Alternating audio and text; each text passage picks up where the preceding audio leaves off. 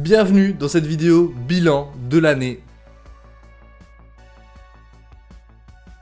Bienvenue pour le bilan 2023, c'est parti! C'était vraiment une année légendaire. Aujourd'hui je peux vous présenter un projet ou du code en tant que tel. Je vais au contraire vous présenter tout ce que j'ai codé et mes projets que j'ai réalisés, on va un peu en parler. Je me lâche, je me confie, je raconte un peu ma vie. 2023 a été l'année la plus légendaire et productive de ma vie jusqu'à maintenant, ce qui est vraiment le cas. Pour le coup ça a été incroyable, une année de folie. Et vous allez comprendre rapidement pourquoi, mais restez jusqu'à la fin pour comprendre pourquoi. Bah oui évidemment, le watch time évidemment. Je vais vous faire un petit rapide topo déjà pour tout ce qui est diplôme et école. Alors ça je sens que ça va faire débat, je vous le colle direct. Début janvier, je dois faire mon graduate développeur web full stack tout simplement. Donc pour devenir développeur web full stack, donc c'était un bac+2, donc un titre RNCP de niveau 5. Début janvier, je dois passer le diplôme, donc l'oral pour présenter le projet, etc. C'est à Bordeaux que j'ai passé ça. Ça commence sur les chapeaux de roue. Début janvier, boum, il y a direct l'oral, parce que du coup entre 2022 et 2023, toute l'année de 2022, je l'ai passé à étudier le web et coder là-dedans. Et donc je passe ce fameux oral. Une fois que ça s'est fait, que c'est passé et que j'ai obtenu mon diplôme développeur web full stack, donc le bac+2, le titre RNCP niveau 5, voilà, là je vous clarifie tout, carte sur table.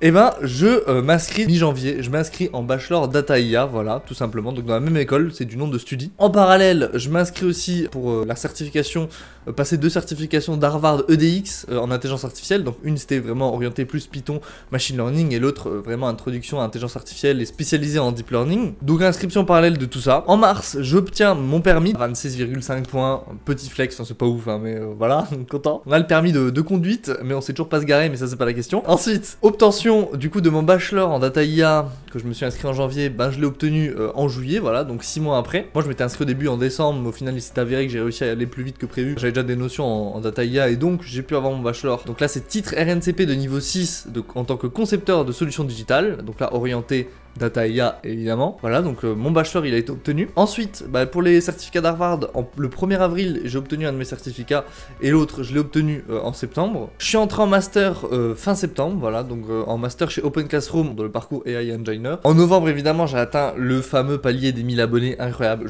Qui l'eût cru, tout simplement, qui l'eût cru. Moi je pensais que vraiment tout ce qui était un peu tech et tout, au final il y a un public pour ça, hein, je le vois, il y a un public côté tech, côté IA. Bon, il y a des fois plus un public pour côté un peu plus vulgarisé. Genre vous prenez par exemple ma vidéo sur les neurones, vous regardez les commentaires, personne n'a rien pigé. Voilà. Donc je pense pour le côté vulgarisation et tout, il y a un public. Moi j'essaye un peu de faire de tout, comme vous l'avez vu. Je présente mes projets, mais vu que j'aime beaucoup trop parler, donc j'aime bien expliquer ce que j'ai fait.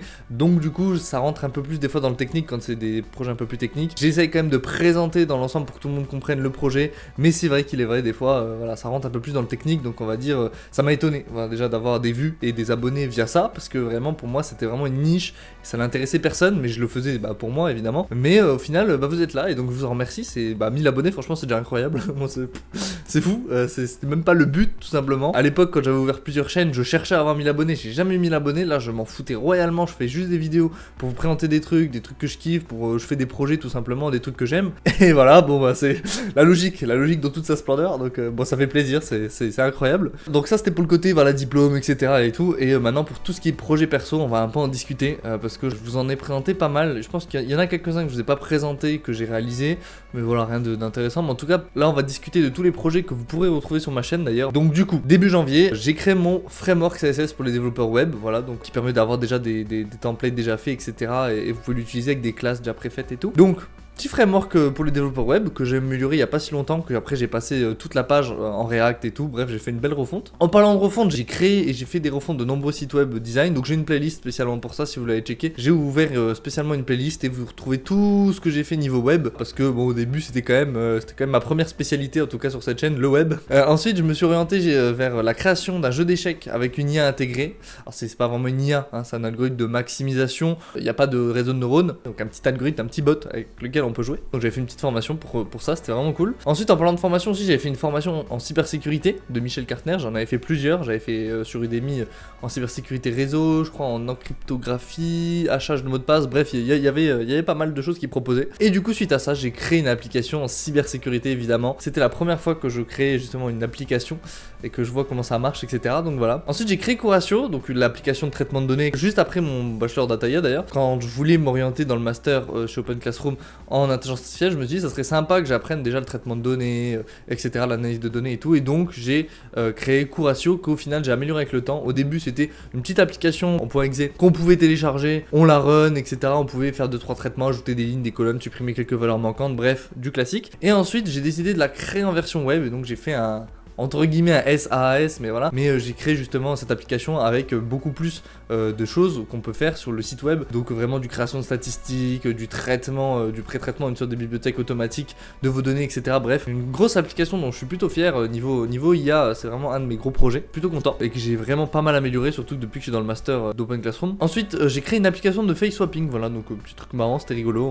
Bon, là, les poids des neurones, ils étaient déjà installés et tout. Il y avait juste à récupérer les poids neuronaux et les initialiser et après à les placer dans l'application qu'on crée, et puis justement on peut faire le face swapping. J'ai fait une petite app dessus, c'était plutôt fun à faire. Ensuite j'ai créé l'interface justement avec la gestion de neurones sans librairie de deep learning. Cette application on peut gérer les neurones artificiels et tout, et comprendre un peu comment ça marche. Donc voilà, c'était cool à faire. J'ai créé Agentis, donc une application pour un chatbot LLM sur son ordinateur, donc vraiment très content. Vous pouvez avoir votre chatbot si vous avez un bon ordi sur votre ordinateur, et puis vous pouvez parler avec, etc., un peu comme ChatGPT. Vous pouvez sauvegarder l'historique, etc. Donc Agentis qui permet d'avoir un chatbot LLM. Je sais qu'on m'a demandé pourquoi j'ai pas utilisé Docker, tout simplement parce que je n'ai pas encore, j'estime, les compétences sur Docker, je suis pas ultra calé dessus. Je sais faire un peu de containerisation, mais ça reste pas foufou. J'ai vraiment envie de, si j'utilise Docker, vraiment de bien savoir le configurer, etc. Et pour l'instant ça n'a pas été dans ma priorité d'apprentissage, donc tout simplement préféré rester là-dessus avec la création d'environnements virtuels, le clonage, etc. Et enfin j'ai créé Drawitium, donc l'application de dessin, voilà, utilisant la reconnaissance des doigts par IA en faisant une formation de computer vision, donc c'était plutôt rigolo. On a appris à faire pas mal de trucs, et donc moi après j'ai fait mon petit truc à moi, comme vous avez vu, où on peut supprimer tout, changer le pinceau, etc. Ça scanne vos doigts tout simplement, donc en utilisant OpenCV pour le dessin et MediaPipe, donc les IA déjà entraînées de chez Google, la librairie qui vous donne déjà accès à des IA de reconnaissance faciale, de doigts, de mains et tout, de chez Google, donc MediaPipe qui permet d'utiliser ça, parce qu'évidemment je n'ai pas le matériel, je n'ai pas les serveurs pour entraîner ce genre d'IA. On peut essayer de construire l'architecture, hein, ça c'est pas un problème, mais je n'ai pas les serveurs pour entraîner ce genre de choses, hein, c'est pas possible. Donc voilà pour le bilan de 2023, je suis très fier, vraiment très content quand je regarde en arrière. Ça a été vraiment, pour l'instant c'est l'une des années les plus productives de ma vie, c'est l'année la plus productive de ma vie sûrement, mais on va voir ce que nous réserve 2024. C'était Elysium, à dans une prochaine vidéo, salut.